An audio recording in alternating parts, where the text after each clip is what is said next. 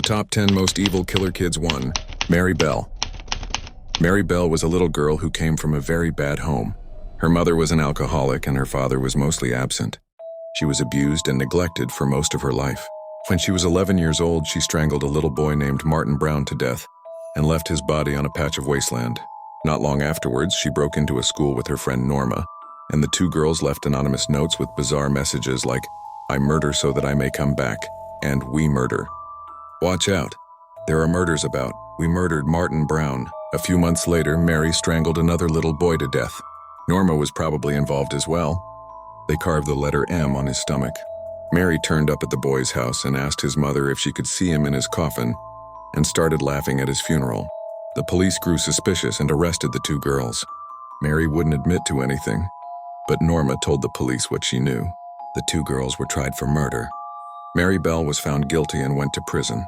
At the age of 23, she was released and the police gave her a new identity. Since then, she has lived a normal life and has children of her own. Nevada Tan. Nevada Tan is the nickname of an 11-year-old Japanese girl who murdered her classmate. Her real identity is supposed to be kept secret. She had some sort of disagreement with a girl in her class, so during lunch break, she brought the girl into an empty room and cut her throat with a knife. Afterwards, she went back to her classroom covered in bloodstains. Her classmates flew into a panic and her teacher called the police. She was arrested, and when the police asked her why she had done such a horrible thing, Nevada Tan said the dead girl had posted messages on her website saying she was overweight and calling her a goody two-shoes. According to reports, Nevada Tan's website was based on the Japanese urban legend The Red Room. Nevada Tan was sent to prison. She was probably released in 2013.3. Jasmine Richardson. Jasmine Richardson was a normal 12-year-old girl from Alberta, Canada. She got involved in the goth scene, started dressing in black and wearing garish makeup. On the internet, Jasmine used the nickname Runaway Devil, and her profile said, "Welcome to my tragic end." She became an out-of-control tween, sneaking out to go to concerts without her parents' knowledge. She also had a boyfriend who was 23 years old, and he told people he was a 300-year-old werewolf. When her parents found out, they grounded her and forbid her from seeing him. One night, while her parents were asleep, she let her boyfriend into her house. He stabbed her parents to death while she murdered her 8-year-old brother. Afterwards, they tried to flee, but the police found the pair the next day and arrested them. While they were in custody, Steinke asked Jasmine to marry him via text message, and she accepted. Jasmine was found guilty and sentenced to 10 years in prison. Her boyfriend was given 3 life sentences. Since then, Jasmine has been released and has expressed remorse for her crimes. 4. Graham Young. Graham Young had always been interested in chemistry. He was especially fascinated by poisons. By the time he was 14, he knew more about chemistry than a college graduate, and he had learned it all from reading library books. What did Graham do with all this knowledge? He began poisoning his own family. His father and sister became extremely sick, and his stepmother died.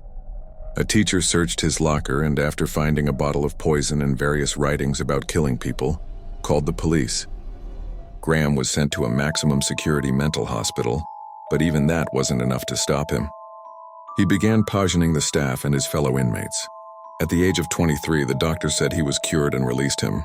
He went to live with his sister and got a job.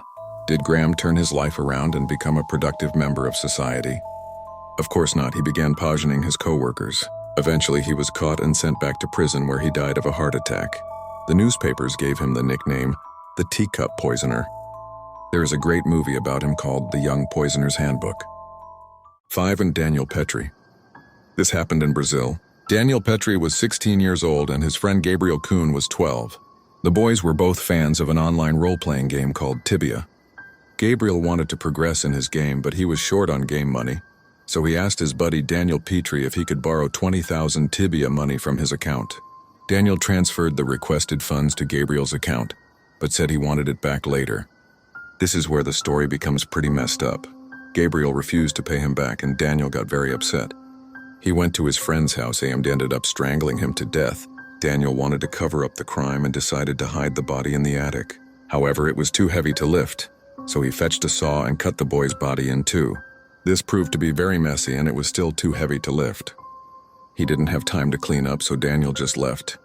Later that day, when Gabriel's mother came home, she walked into the hallway and found her son's body cut in half and lying in a pool of blood. Daniel was arrested and he claimed that the online game had driven him crazy and made him commit the murder. He was sent to prison.